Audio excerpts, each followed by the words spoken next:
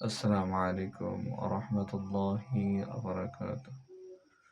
সম্মানিত দিনী ভাই বোনেরা, আপনারা কেমন আছেন? কোরআনিক শেফা ইউটিউব চ্যানেল পক্ষ থেকে আপনাদেরকে অভিনন্দন। দেশ ও দেশের বাইরে যারা আমার এই ভিডিওটি দেখতেছেন, আপনারা দেখবেন। তো যারা জিন ও জাদুর চিকিৎসা করতে চান, তো অবশ্যই আপনারা আয়াতুল কুরসির যাকাত দিবেন। এটার মাধ্যমে আপনারা তাসবির মধ্যে হাজিরাত করতে পারবেন, বিভিন্ন তথ্য জানতে পারবেন।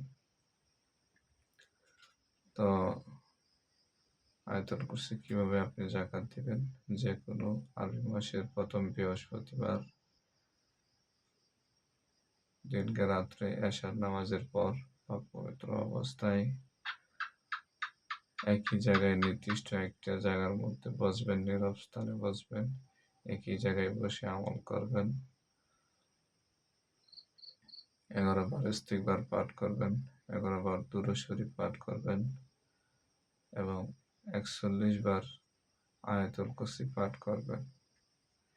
এভাবে 41 দিন পাঠ করবেন।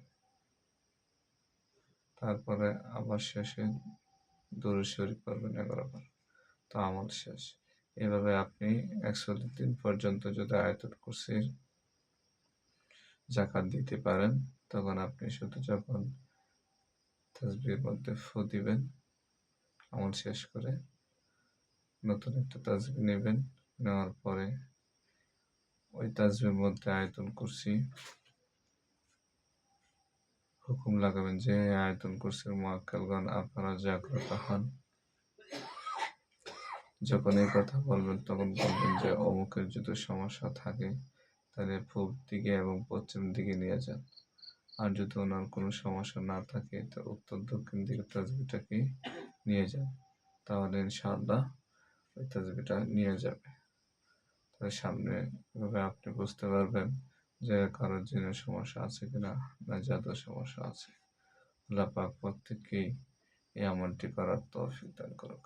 আসসালামু আলাইকুম ওয়া রাহমাতুল্লাহি ওয়া বারাকাতুহু।